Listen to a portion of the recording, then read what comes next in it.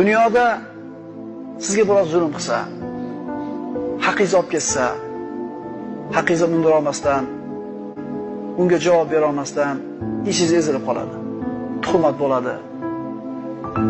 Ig'vo bo'ladi. Isbotlay olmaysiz, zulm ko'rasiz. Shunda mo'min odam nima qalbiga bag'ishlaydi, xotirjamlik. Oxirat bor deysiz. Chunki hech kim yo'q sizga talabingizni oladigan. Kimga bormang siz nohaq bo'lib tura olasiz. Adolat bormi deyoradi odamlar? Bor adolat. Lekin adolatni faqat dunyoda bo'lishini kutayotgan odam adashadi.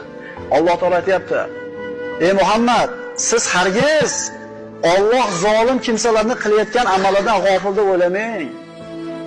Qanday qilib bir fojir, bir fosiq yoki bir kofir peshonasini yerga qo'yib subhana robbiyal a'lo deyotgan yaxshi ko'rgan bandasini haqqini olib ketsa, Alloh taolo tashab qo'yadi